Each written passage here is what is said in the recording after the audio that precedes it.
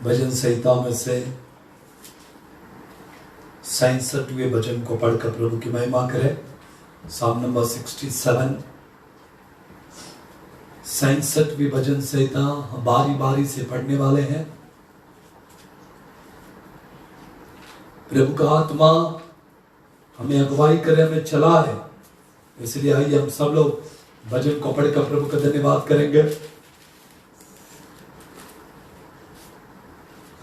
परमेश्वर हम पर अनुग्रह करें और हमको आशीष दे, वो हम पर अपने मुख का प्रकाश चमकाए। उसके नाम की महिमा का भजन गाओ और उसकी स्तुति करते हुए उसकी महिमा करो। साम नंबर 67 तीसरी वचन। हे परमेश्वर, देश देश के लोग तेरा धन्यवाद करें, देश देश के सब लोग तेरा धन्यवाद करें। राज्य राज्य के लोग देश देश के लोगों का न्याय धर्म से करेगा और पृथ्वी के राज्य राज्य के लोगों का अगुवाई करेगा। हे परमेश्वर, देश देश के लोग तेरा धन्यवाद करें, देश देश के सब लोग तेरा धन्यवाद करें। तुमने अपनी उपज दी है, परमेश्वर जो हमारा परमेश्वर है उसने हमें आशीष दी है। आखिरी वचन है, हम सब मिलकर पढ़ेंगे। परमेश्वर हमको आशीष देगा और पृथ्वी के दूर दूर देश के सब लोग उसका भय मानेंगे। Hallelujah, hallelujah, hallelujah, hallelujah. Thank you Holy Spirit. प्रभु का धन्यवाद हो, इस सुबह के समय पर प्रभु ने अच्छा मौका दिया, उसके पवित्र सन्मुख में परमेश्वर ने हमें बुलाया, इसलिए मैं प्रभु का धन्यवाद करता हूं। कम से कम 1.5 महीने से आराधना प्रभु के बच्चे ऑनलाइन में ही करते हैं। कुछ लोगों के पास सेलफोन्स भी नहीं है, इंटरनेट नहीं है, ऐसे लोग अपने अपने घरों में बैठे। कृपया यदि आपके पड़ोस में हमारे प्रियजन आराधना करना चाहते लेकिन उनके पास सेलफोन नहीं है, तो उन्हें आपके घर में बुलाइएगा, आपके साथ में बिठाकर आराधना में एक मौका दीजिए। प्रभु आपको आशीष देगा, प्रभु आपके जीवनों को आशीष देगा। हम पवित्र वचन से कुछ बातों को सीखने के लिए, आज का हमारे अध्ययन के लिए कुछ पवित्र वचन को हम देखने वाले हैं। पहले राजाओं की किताब 19वीं अध्याय उसकी 16वीं पद को पढ़कर हम प्रभु का धन्यवाद करेंगे। पहले राजाओं की किताब 19वीं अध्याय की 16वीं पद। और इस्राएल का राजा उन्हें को निमसी के पोते यहू का और अपने स्थान पर नबी उन्हें के लिए अबेल महोला के शापात के पुत्र एलिशा का अभिषेक करना। यहां पर हम परमेश्वर के दास एलीशा का अभिषेक के बारे में देखते हैं। एक व्यक्ति जब प्रभु के लिए बुलाया जाता है, परमेश्वर के राज्य के लिए एक व्यक्ति को क्या क्या होना चाहिए, उन चीजों को यदि हम देखेंगे तो यिर्मयाह उसके 15 अध्याय का वचन 4 से लेकर आगे लिखा है। द बुक ऑफ यिर्मयाह चैप्टर 1 वर्स 4 to onwards। आगे हिस्सा लिखा है, वचन कहती है, तब यहोवा का यह वचन, तब यहोवा परमेश्वर का यह वचन मेरे पास पहुंचा। गर्भ में रचने से पहले ही मैंने तुझ पर चित्त लगाया और उत्पन्न होने से पहले ही मैंने तेरा अभिषेक किया। हालेलुया। परमेश्वर मनुष्य को कैसा बुलाता है, परमेश्वर के बुलाने का पद्धति और उसके तरीके को यदि हम देखें, बाइबल कहती है कि मां के गर्भ में रचने से पहले वो हमें बुलाता है। मां के गर्भ में गिरने से पहले की उसने हमारा सिलेक्शन किया है, उसने हमारा ऑर्डिनेशन किया है, हमें उसने कॉलिंग दिया है, उसने हमें अपॉइंटिंग किया है। ऐसे बातों को आज हम सीखेंगे।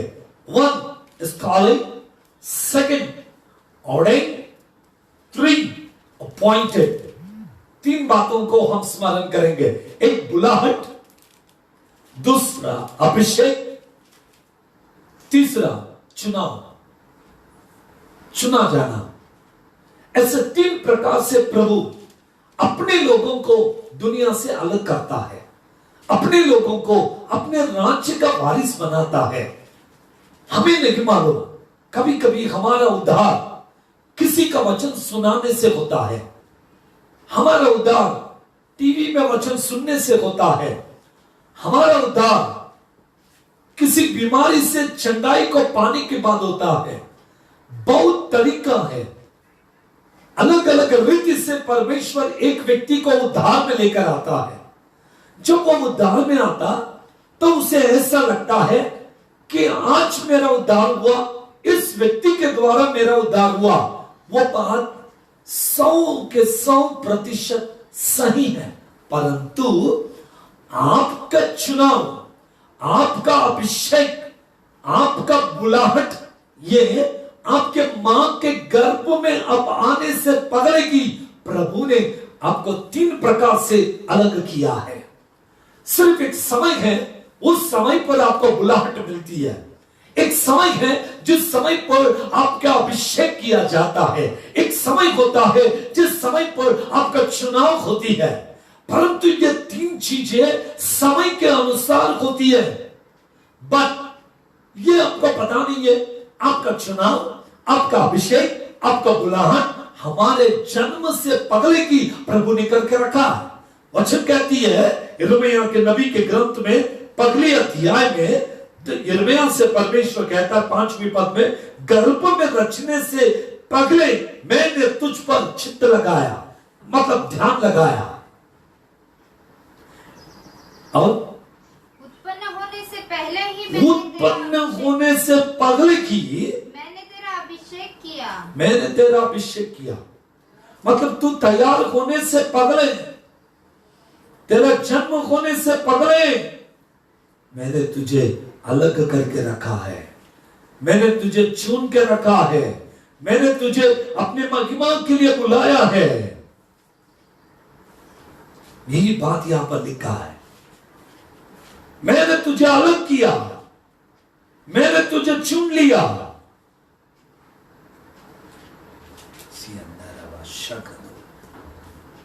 यही प्रभु की वाणी है। प्रभु कहता है कि मैंने तुझे चुना है, मैंने तुझे अलग किया है, तू मेरा संतान है। एफेसियों पहले अध्याय का 4 पद को पढ़ेंगे। 4 the book of Ephesians chapter 1 verse 4। और उसने हमें जगत की उत्पत्ति से पहले, और उसने हमें जगत की उत्पत्ति से पहले उसमें चुन लिया, उसमें चुन लिया कि हम उसके निकट प्रेम में पवित्र और निर्दोष हो। हालेलुया। कभी चुना? यिर्मयाह कहता है मां के गर्भ में गिरने से पहले चुन लिया। परंतु यहां पर इफिसियों को लिखते समय पौलुस लिखता है कि जगत की उत्पत्ति होने से पहले हमारे चुनाव हो गया। मतलब संसार में 0 लोग थे, संसार में कोई भी नहीं था। परमेश्वर ने प्लानिंग बनाया। परमेश्वर ने कहा कि ऐसे ऐसे युग में 2020 में ऐसे महीने में ऐसे एक व्यक्ति जन्म लेगा और वो मेरे लिए काम करेगा। मीन्स सब कुछ प्लानिंग पहले से प्रभु के पास है। प्रभु हर चीज का प्लानिंग करता है। प्रभु हर चीज को हमारे लिए अलगापन का जीवन को देकर उसके महिमा के लिए इस्तेमाल करता है। बाइबल कहती है यिर्मयाह नबी के ग्रंथ 29वीं अध्याय उसकी 11वीं पद को हम पढ़ेंगे। The book of Jeremiah chapter 29 verse 11। क्योंकि यहोवा की यह वाणी है, यहोवा परमेश्वर की यह वाणी है कि जो कल्पना है, जो कल्पनाएं मैं तुम्हारे विषय करता हूँ उन्हें मैं जानता हूँ। हाँ, वे हानि की नहीं, वो हानि की नहीं है तुम्हारे लिए, वरन कुशल ही की है। और वरन वो तुम्हारे भलाई के लिए, कुशल मतलब भलाई के लिए है, और अंत में तुम्हारी आशा पूरी करूंगा। अंत में तुम्हारी आशा पूरी करूंगा। यहां पर लिखा है परमेश्वर यहोवा की वाणी है जो कल्पनाएं मैंने की है। इंग्लिश में लिखा plannings. I alone know the plannings I have done for you. I have done for you. मैंने तेरे लिए कुछ प्लानिंग बना के रखा है।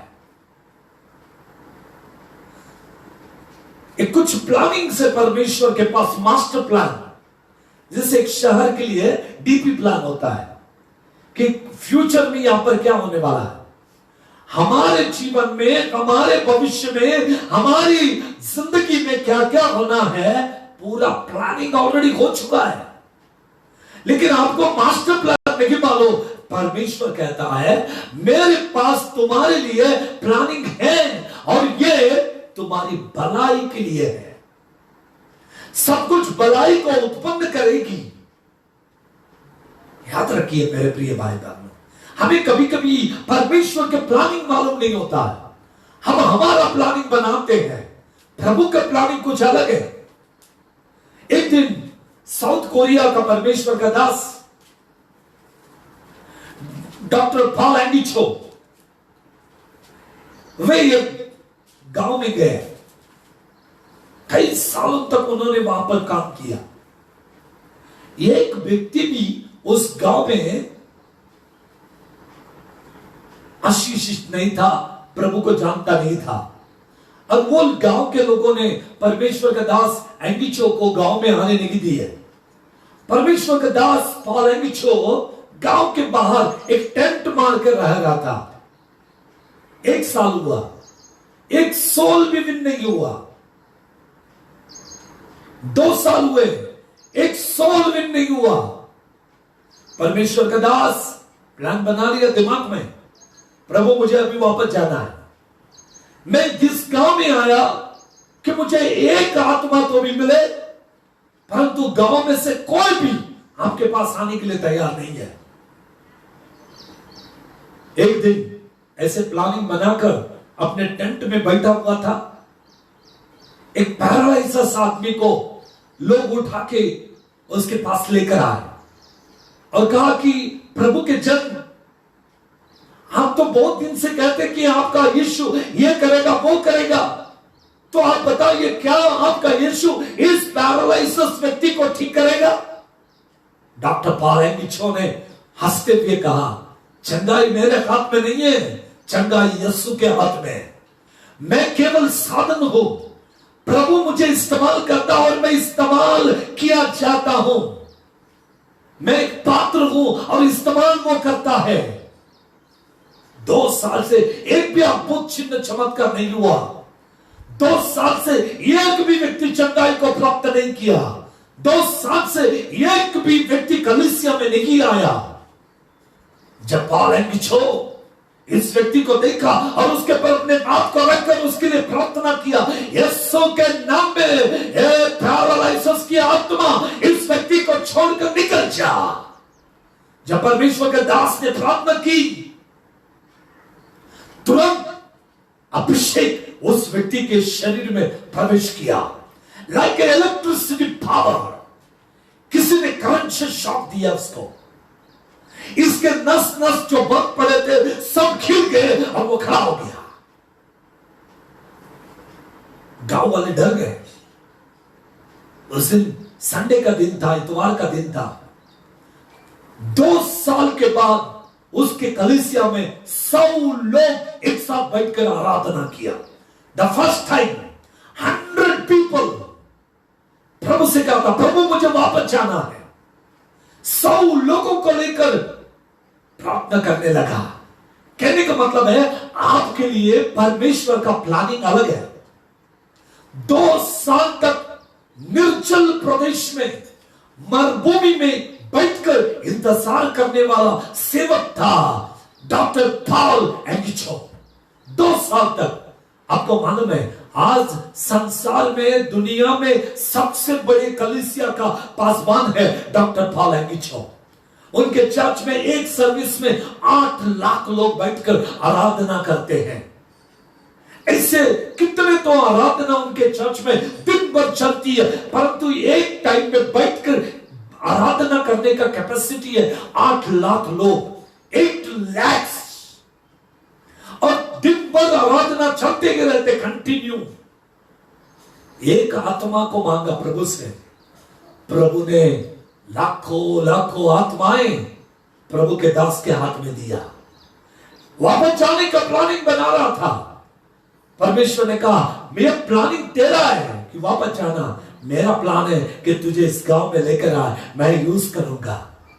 लेकिन प्रभु का जन 2 साल एक सोल के लिए वेट कर रहा था, एक आत्मा के लिए वेट कर रहा था। अब्राहम 100 साल तक अपने बेटे के लिए इंतजार किया। 100 years old हो गया था अपने बेटे के लिए। कितने विश्वास के साथ में वो इंतजार करता रहा। उसे मालूम था प्रभु अद्भुत काम करेगा, प्रभु आश्चर्य काम करेगा। प्रभु आपके लिए क्या प्लानिंग बना है आपको मालूम नहीं है। एक व्यक्ति मेरे पास आया, रो के भी कहा पास्टर साहब हम कितने साल और रेंटेड घर में रहेंगे, हम भाड़ा भर भर के थक चुके पास्टर साहब। 15,000 रुपया हमारे रेंट में जाता है, मेरा सैलरी 25,000 है और मैं उसमें 15,000 देता हूं, लाइट बिल भरता हूं, मेरा घर ठीक से नहीं चल रहा है, मेरे बच्चों की पढ़ाई है, मैं क्या करूं, इन्वेस्टमेंट बहुत है तो मुझे लोन भी ठीक से नहीं मिल रहा, मेरा आईटीआर नहीं है, ये नहीं है, वो नहीं है, बहुत दुखी हुआ था। मैंने कहा चिंता मत करना, प्रभु आपको सब कुछ देगा।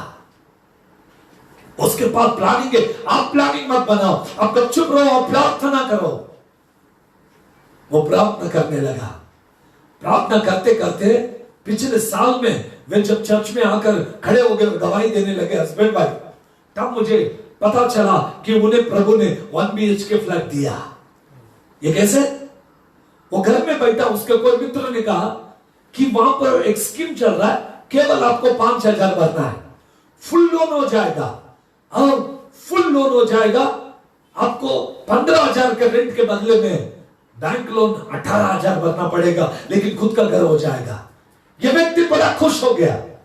यह व्यक्ति गया, 5,000 रुपये टोकन वहां पर दिया, आकर अपने घर में घुटने पे बैठ के प्रार्थना की। अब थोड़े दिन के बाद में किसी से नहीं कहा, अपने पत्नी से भी नहीं कहा कि मैंने घर को बुक किया, केवल रोकर प्रार्थना करने लगा, लॉर्ड मैंने 5,000 भर के रखा, यदि आपके मर्जी है तो मुझे दे, नहीं तो मैं रेंट के घर में खुश हूं। प्रभु ने वो घर का रजिस्ट्रेशन करने के लिए बुलाया। ये जाकर बिल्डर के साथ में रजिस्ट्रेशन किया। उसके बाद अपने पत्नी को लेकर उस घर में गए और रो रो के प्रार्थना करने लगे।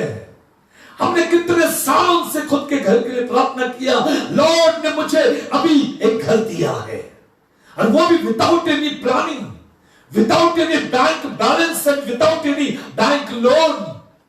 मैंने कभी सोचा ही नहीं ये होगा वो होगा, लेकिन प्रभु ने सब कुछ किया।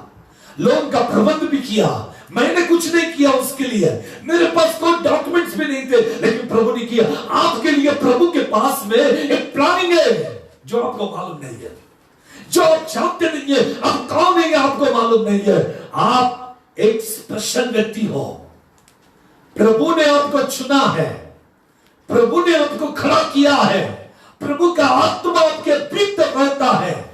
यिर्मयाह से परम ने कहा, यिर्मयाह की बुलाहट को देखिए, अब्राहम के बुलाहट को देखिए, यशायाह के बुलाहट को देखिए, समीएल के बुलाहट को देखिए, दाऊद के बुलाहट को देखिए, सुलेमान के बुलाहट को देखिए, कैसा प्रभु ने उन्हें बुलाया, कैसे प्रभु ने उन्हें इस्तेमाल किया, उनकी बुलाहट की तरफ आपने ध्यान को लगा दिया। कैसे प्रभु एक व्यक्ति को अपनी महिमा के लिए बुलाता है, एक व्यक्ति को कैसे प्रभु अलग करता है, उस बात को हम ध्यान देने के लिए आज आ चुके हैं। आइए पढ़ेंगे यहोशुआ के ग्रंथ, उसकी पहली अध्याय की पहली पद को पढ़कर प्रभु की महिमा करेंगे। The book of Joshua chapter 1 verse 1। यहूदा के राजा उजिया, हाँ, योताम, आहाज और हिजकिय्याह के दिनों में और इसराइल के राजा योहास के पुत्र यरोबाम के दिनों में यहोवा का वचन बेरी के पुत्र ओशे के पास पहुंचा। यहां पर हम देखते हैं यहोवा का दास मूसा के मृत्यु के बाद यहोवा ने उसके सेवक से जो नून का पुत्र था कहा, नून के पुत्र से परमेश्वर ने कहा, क्या कहा? 5वीं पद, और उस समय में इज़राइल की तराई में इसराइल के धनुष को तोड़ डालूंगा। यहोशुआ पहले अध्याय की 5वीं पद, तेरे जीवन भर कोई तेरे सामने ठहर नहीं सकेगा। जैसा मैं मूसा के संग रहा वैसे भी मैं तेरे संग भी रहूंगा, और ना तो मैं तुझे कभी धोखा दूंगा और ना तुझे कभी छोड़ूंगा। प्रभु कहता मैं कभी नहीं छोड़ूंगा, मैं सदा तेरे संग रहूंगा। उसके बुलाहट में मूसा के मरण के पश्चात जाशुआ से परमेश्वर कहता, यहोशुआ डरना नहीं, मैं तेरे साथ हूं।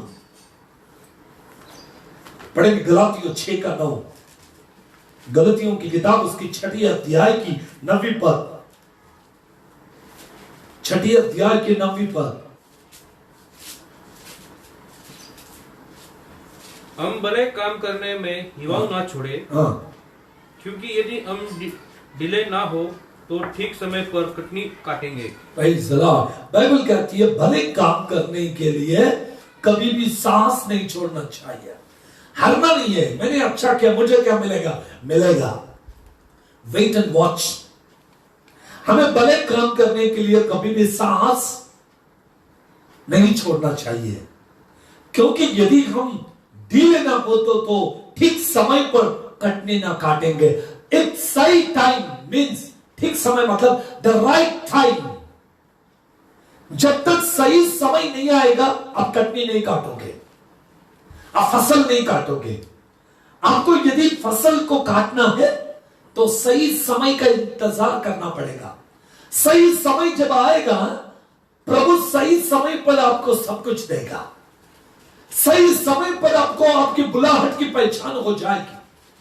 आपको क्यों परमेश्वर ने बुलाया, आपको क्यों परमेश्वर ने खड़ा किया, आपको क्यों परमेश्वर उसके महिमा के लिए अलगापन की जीवन को दिया, इसको जानने के लिए सही समय का इंतजार होना चाहिए। 1 पीटर चैप्टर 5 वर्स 6, पहले पतरस उसके 5वीं अध्याय की 6वीं पद में लिखा है। 1 पीटर चैप्टर 5 वर्स 6,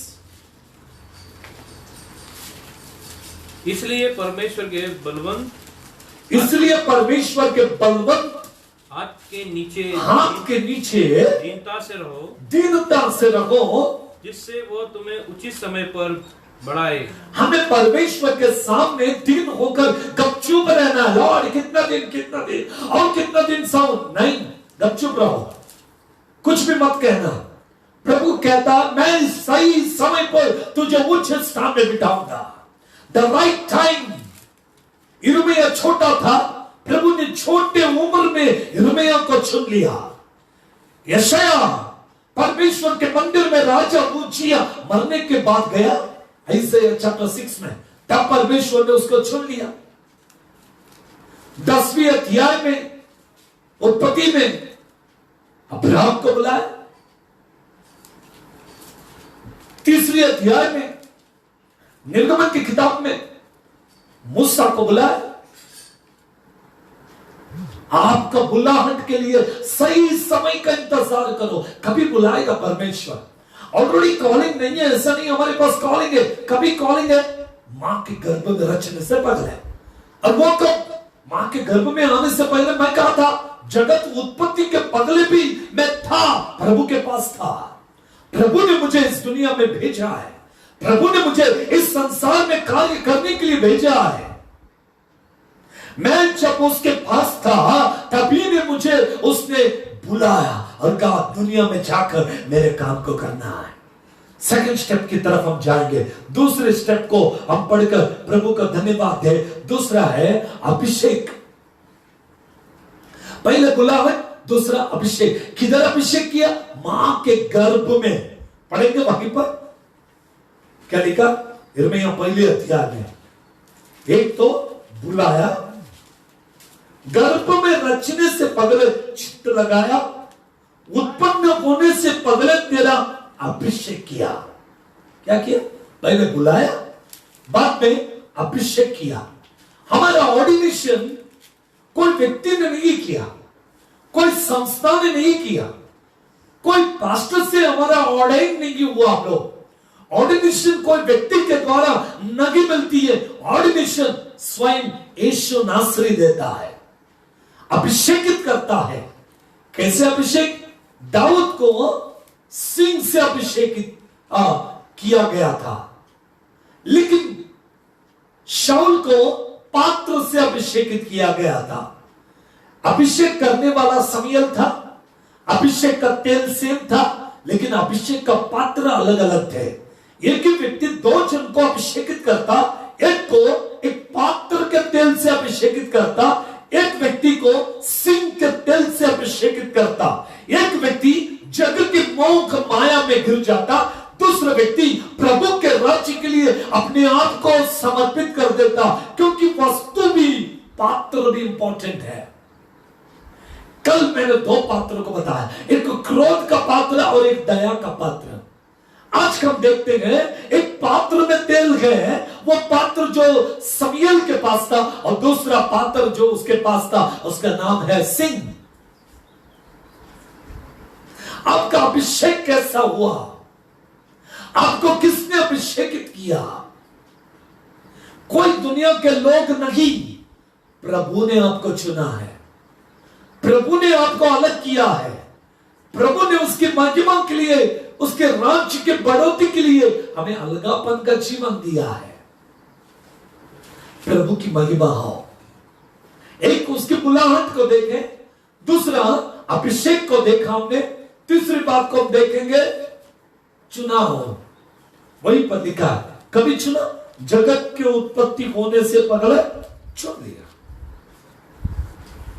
और मैंने तुझे क्या किया? भविष्यवक्ता कर ठहराया। तीनों चीज हो गया, फिर भी यिर्मयाह कहता, हाय प्रभु देख, मैं तो बोलने भी नहीं जानता, बोलना भी नहीं जानता। मैं बोलने भी नहीं जानता, मुझे बोलना भी नहीं आता प्रभु। हाँ, मैं तो लड़का ही हूँ, मैं छोटा बच्चा, अभी तक तो मैं जवान भी नहीं है, और टीन एज है मेरा। थोड़ा शमूएल से बड़ा होगा, शमूएल बहुत छोटा था, शमूएल से छोटा है। राजा दाऊद जब मर गया तो सुलेमान भी छोटा था। छोटे उम्र में प्रभु ने अलग किया, छोटे एज में प्रभु ने अभिषेकित किया। दूसरे राजाओं की किताब उसके 5वें अध्याय का 20वें पद को पढ़ेंगे। 2 Kings chapter 5 verse 20। कि परमेश्वर के भक्त एलीशा का सेवक गेहजी सोचने लगा, मेरे स्वामी ने तो उस अरामी नामान को ऐसे ही छोड़ दिया कि जो वह ले आया था उसको उसने न लिया, परंतु यहोवा की जीवन की शपथ, मैं उसके पीछे दौड़कर उससे कुछ न कुछ ले लूंगा। परमेश्वर के भक्त एलीशा का सेवक गेहजी, एक चुना हुआ व्यक्ति, एक अपॉइंट किया हुआ व्यक्ति। देखिए, ये जो व्यक्ति है, ये ऑर्डर्ड व्यक्ति नहीं है, इस व्यक्ति के पास कॉलिंग नहीं है, ये अपॉइंटेड है, मतलब इसको चुना गया है। चुना हुआ व्यक्ति का ध्यान दुनिया की तरफ होता है, क्योंकि चुनाव होती है ना, चुनाव होने के बाद दुनिया की बातों में लगती है। हमारे पास चुनाव नहीं, हमारे पास 3 बातें हैं। हमें मनुष्य ने नहीं चुना, यहां पर गेहजी को एलीशा ने चुना था, परंतु हमें एलीशा ने नहीं, हमें प्रभु ने चुना है। हम किसी व्यक्ति का सेवक नहीं, हम प्रभु के सेवक हैं। हमारे पास जो चुनाव है, जगत उत्पत्ति के पहले प्रभु ने हमें चुन लिया, हमें अलग किया, हमें उसका बेटा और बेटी बनाया। तिमोथी, पौलुस जेल में था, तिमोथी भी जेल में था, और जेल में तिमोथी ने वचन को सुना, और जेल में तिमोथी का परिवर्तन हुआ, और जेल में की तिमोथी परमेश्वर के बातों को लेकर जेल से पौलुस से पहले छुट के बाहर आया, और तिमोथी के हाथ में पौलुस ने कुछ लेटर लिख के दिया था और कहा जाकर उन्हें दे देना, क्योंकि मैं अभी भी कैद खाने में हूं। तिमोथी से कहता, तिमोथी तेरी नानी और तेरी मम्मी, इनके अंदर जो विश्वास है वो तुझ में भी चाहिए। मतलब तिमोथी की मां, तिमोथी का नानी ऑलरेडी पहले से प्रभु को जानते हैं, लेकिन तिमोथी ये प्रभु को न जानते हुए जेल में था। उसके चुनाव के लिए पौलुस जेल में गया। पौलुस को नहीं मालूम था मैं जेल क्यों जा रहा हूं, लेकिन जब जेल में गया तो जेल में एक ऐसा बेटा जन्म लिया जिसका नाम तिमोथी था, पास्टर बन गया। तिमोथी एक अच्छा पास्टर था। पौलुस कहता, तिमोथी मसीह यीशु के अच्छे सिपाही के समान मेरे साथ में दुख को सहने को तैयार हो जा। प्रभु की चुनाव है तो दुख सहना पड़ेगा, प्रभु का चुनाव है तो आपको क्लेश भोगना होगा, प्रभु का चुनाव है तो आपको अपमानित होना पड़ेगा, प्रभु का चुनाव है तो आपको हर चीज सहना आना पड़ेगा। 3 चीजों को याद रखिए, एक कॉलिंग होना चाहिए, दूसरा ऑर्डिनेशन होना चाहिए, तीसरा अपॉइंटमेंट होना चाहिए। अगर ये 3 चीज आपके पास है, संसार का कोई भी व्यक्ति आपको हिला नहीं सकता, दुनिया के कोई भी व्यक्ति आपको हाथ नहीं लगा सकता, क्योंकि प्रभु ने आपको चुना है, प्रभु ने आपको बुलाया है, प्रभु ने आपको अभिषेकित किया। और यह चीज अभी नहीं, किसी व्यक्ति के द्वारा नहीं, हमारे मां के गर्भ में आने से पहले प्रभु ने हमें बुलाया, अभिषेकित किया, चुन लिया। इसलिए आज हम ऐसे बैठकर प्रभु के वचन को सुन रहे हैं। अब अपने घरों में हैं हम लोग, अपने अपने जगहों में हैं हम लोग, हम वचन को सुन रहे हैं, हम वचन को मनन कर रहे हैं। वचन के अनुसार चलने के लिए अपने आप को तैयारी कर दो। प्रभु से कहा, प्रभु मुझे अभिषेकित कर, मुझे तेरे समान बना, तेरे अभिषेक के तेल से मुझे अभिषेकित कर। ऐसे प्रभु के पास जाकर आप प्रार्थना करेंगे, निश्चय भलाई और करुणा जीवन भर आपके साथ साथ बनी रहेगी, जीवन भर प्रभु आपको आशीषित करेगा। उसके अभिषेक में बने रहो। यशायाह 6 अध्याय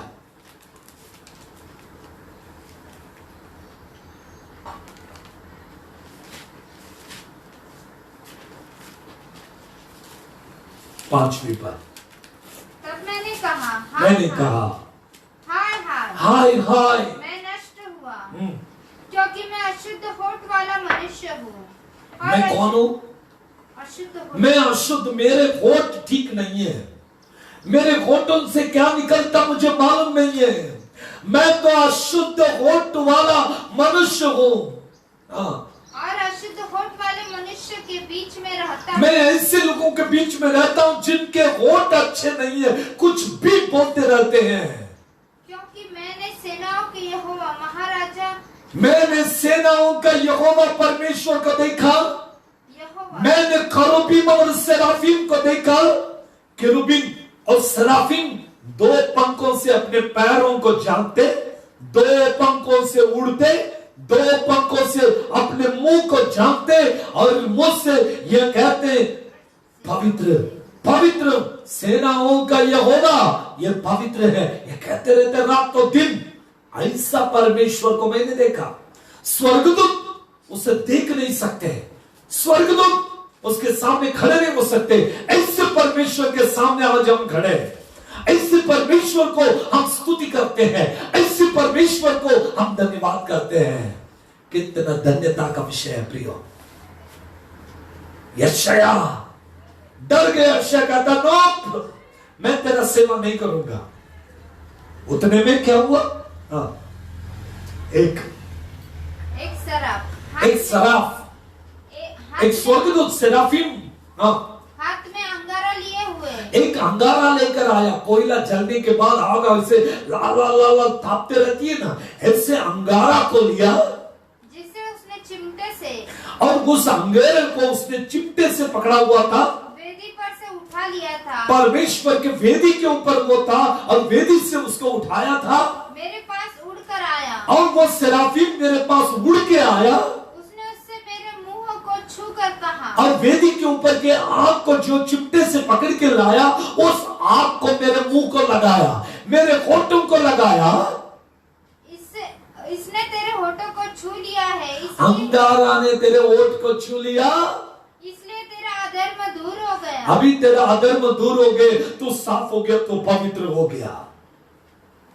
परमेश्वर की आग जब आपको लगेगी, आप पवित्र बन जाएंगे। पवित्र आत्मा का अग्नि जब आपके ऊपर उतर के आएंगे, आप अभिषेकित हो जाएंगे। पवित्र आत्मा की वाणी को जब सुनोगे, आपकी बुलाहट आपके पास आएगी। पवित्र आत्मा जब आपको एक चीज के लिए अलगापन का जीवन देता, तो आपकी चुनाव हो जाएगी। यह सब कुछ करने के लिए पवित्र आत्मा आपको चाहिए, पवित्र आत्मा का अभिषेक आपको चाहिए। इसलिए एक व्यक्ति को क्या चाहिए वो मैं आपको बता रहा हूं। पिछले 2 दिन पहले मैंने 3 बात को बताया था, रोटी, मकान और कपड़ा। आज रोटी, मकान और कपड़ा, ये 3 चीजें केवल एक चीज से खरीदी जाती है, और वो है पैसे। जिसके पास पैसे हैं वो रोटी भी खरीदता है, कपड़ा भी खरीदता है, मकान भी खरीदता है। इसलिए आज लोग रोटी, मकान और कपड़े के पीछे नहीं, आज लोग केवल पैसे के पीछे हैं। अगर पैसे आएंगे तो ये तीनों मिलेंगे, लेकिन मैं तुमसे कहता हूं, जैसे ये 3 चीजें पैसे से मिलते, वैसे ही कॉलिंग, ऑर्डिनेशन, अपॉइंटमेंट, ये 3 चीजें पवित्र आत्मा के द्वारा मिलती है। और जब पवित्र आत्मा आपके पास आएगा, आपको कॉलिंग मिलेगा, आपको ऑर्डिनेशन मिलेगा, आपको अपॉइंटमेंट लेटर भी मिलेगा। ये 3 चीजों को याद रखिए और आगे चलिए। आत्मिक जीवन में प्रभु आपको इस्तेमाल करेगा। विदाउट होली स्पिरिट आपको कॉलिंग नहीं मिलेगा, विदाउट होली स्पिरिट आपका ऑर्डिनेशन नहीं होगा, विदाउट होली स्पिरिट आपका अपॉइंटमेंट नहीं होगा, तो कोई काम का नहीं है। समझ लीजिए। एक व्यक्ति फेसबुक में मुझसे कहने लगा कि पवित्र आत्मा ही नहीं है। कोई तेलुगु वाला व्यक्ति पुणे से मुंबई के लिए रवाना होकर जा रहा था। कुछ दिन पहले की बात बता रहा हूं मैं। जीसस सेल्स मिशन के अंदर काम करता है। उन्होंने कहा कि टंग्स नहीं है, उन्होंने कहा कि पवित्र आत्मा नहीं है, उन्होंने कहा चमत्कार नहीं है। मैंने उनसे पूछा आप कहां पर हो? उन्होंने कहा मैं यहां। तो कौन सी कलीसिया? उन्होंने कहा 7th जीसस सेल्स मिशन में। मैंने कहा इसलिए आप ऐसे बात कर रहे हैं, आप एक पगारी व्यक्ति हो, आप नहीं जानते क्या है पवित्र आत्मा। एक बार प्रभु की ओर से पवित्र आत्मा को पाओ, प्रभु का आत्मा आपको इस्तेमाल करेगा। मालूम नहीं है इसलिए कुछ भी कहते लोग। जब मालूम पड़ेगा, पवित्र आत्मा का रुचि देखो आप। Taste and see the Lord is good. भजन संहिता 34 का 8, भजन संहिता 34 का 8। अनुभव कीजिएगा, अनुभव कीजिए परमेश्वर क्या ही भला है। परख कर देखो यहोवा कैसा भला है। हिंदी में परखने के लिए कहा, इंग्लिश बाइबल कहती है taste and see the Lord is good. अनुभव करके देखो, चक्कर देखो यहोवा क्या ही भला है। मराठी में अनुभव घेऊन पहा, तेलुगु में बहुत अच्छे रुचि छूची తెలుసుకొనుడి यहोवा उत्तमुडनी। जो इंग्लिश में है वही तेलुगु में है। आप एक बार टेस्ट करो, घर में कोई भोजन बनाएंगे, चटनी बनाएंगे, ये बनाएंगे, वो बनाएंगे, कुछ भी बनाएंगे आइटम, तो पहले उसको टेस्ट करके देखते अच्छा बना है क्या। आपको कॉलिंग चाहिए, आपको ऑर्डिनेशन चाहिए, आपको अपॉइंटमेंट चाहिए, तो आपको होली स्पिरिट चाहिए। आप अगर होली स्पिरिट को चक्कर देखोगे, होली स्पिरिट को अनुभव करोगे, आपको यह सब कुछ मिल जाएगा।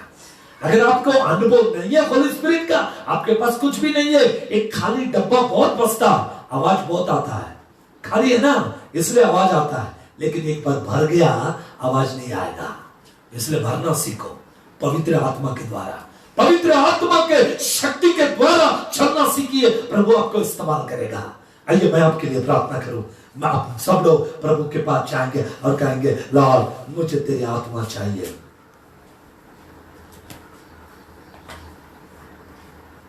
प्रभु से कहेंगे प्रभु मुझे तेरी आत्मा का अभिषेक चाहिए। प्रभु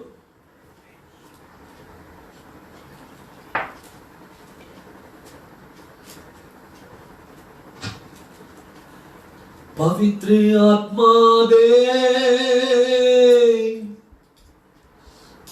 शक्ति हमें देना, तेरी सापर हमको चाहिए।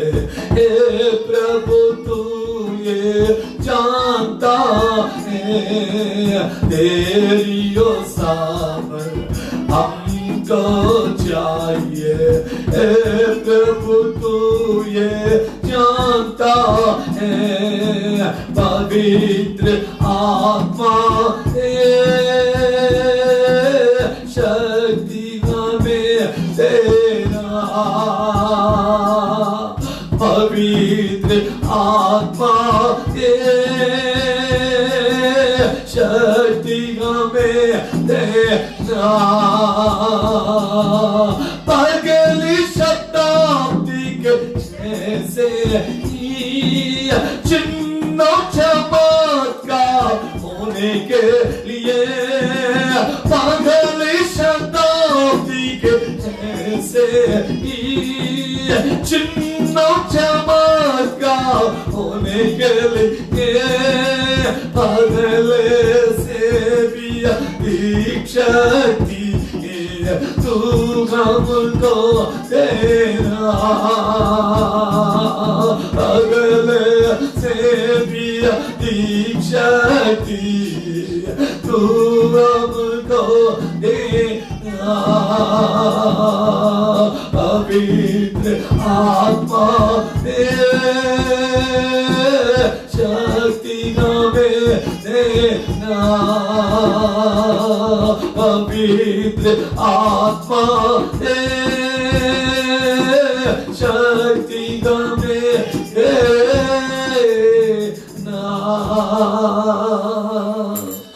पवित्र आत्मा तेरी शक्ति हमें चाहिए बाप, तेरे सामर्थ्य हमें चाहिए बाप। आज आपके प्रियजन विभिन्न क्षेत्रों में, अलग अलग जगहों में हमारे साथ एक मन एक तन होकर प्रार्थना में आए हैं बाप। वचन के सेवकाई में आप हमारे संग में रहकर चलाए, आपके सामर्थ के द्वारा अपने मार्गदर्शन किया, आपके आत्मा के द्वारा आपने अगुवाई किया। आज का दिन आपने जोड़ कर दिया, आज का समय आपने हमारे जीवन में दिया, इसलिए आपको कोटि कोटि वंदना कहता हूं बाप। यीशु नासरी में प्रार्थना करता हूं, मेरे देश, मेरे महाराष्ट्र, मेरे शहर, मेरे तालुका आपके नाम में चंगाई को प्राप्त करे। यीशु आपके लहू में चंगाई को प्राप्त करे, मेरा देश चंगाई को प्राप्त करे। यीशु के नाम में कोविड-19 की शक्ति को मैं भागता हूं, यीशु के नाम में कोरोना वायरस को मैं भागता हूं, यीशु के नाम में सारी वायरस अभी रुक जा। बाप जितने लोग हॉस्पिटलाइज है, बाप कितने लोग होम क्वारंटाइन है, यीशुआ तेरे हाथ उनके ऊपर आ जाए बाप, छू ले बाप। मैं प्रार्थना करता हूं एक अच्छा वैक्सीन तैयार हो जाए, एक अच्छा वैक्सीन तैयार होने के लिए मेडिकल डिपार्टमेंट, मेडिकल साइंटिस्ट को आपके हाथों में देते हैं, सारे बड़े बड़े विद्वानों को आपके हाथों में देते हैं। आपकी बुद्धि और ज्ञान को चैलेंज नहीं है बाप। यदि आपसे मांगे तो आप देंगे, इसलिए हम आपसे मांगते बाप। आप हमारे जो साइंटिस्ट है, दुनिया में जितनी भी जगह पर लोग कोशिश कर रहे हैं, उन्हें आप सहायता कीजिएगा। ये कोरोना वायरस यीशु के नाम में निकल जाए बाप। केवल आपको महिमा मिले। कोई भी वायरस हो, उसके लिए दवाई आपके पास है बाप। कृपा कीजिए, दया कीजिए, चंगाई दीजिए पिताजी। अनुग्रह से बढ़कर चलाइए बाप।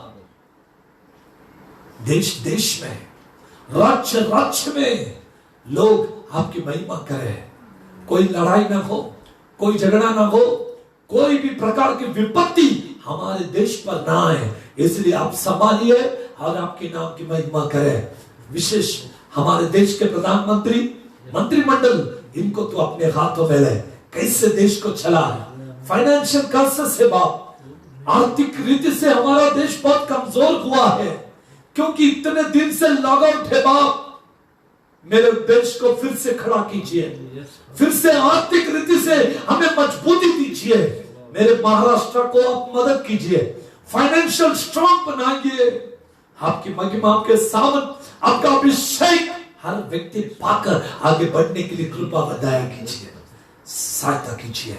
आशीषों का सोता आशीषों से मामूल करते, इसलिए धन्यवाद। अपने पवित्र कार्य को आप हमारे बीच में करते हैं, इसलिए धन्यवाद करते हैं। अद्भुत से काम कर आज के आराधना में आपने हमें अगुवाई किया, धन्यवाद। जब हम तमाम लोगों को विश्व भर में उनके आराधना करने वाले सभी को आपके पवित्र हाथों में समर्पित करते हैं। आज का वचन 100 रीति से 100% फल लाने के लिए कृपा दया करें। सारा आदर, सम्मान और महिमा को देकर मसीह यीशु के पवित्र और जलाली नाम से मांगते हैं, आमीन फिर आमीन। प्रियो, फिर कल सुबह 11 बजे हम 11 से 12 आराधना में मिलेंगे। तब तक के लिए प्रभु आप सबको आशीषित करे। सभा समाप्त। सभी को मसीही वंदना। जय मसीह की।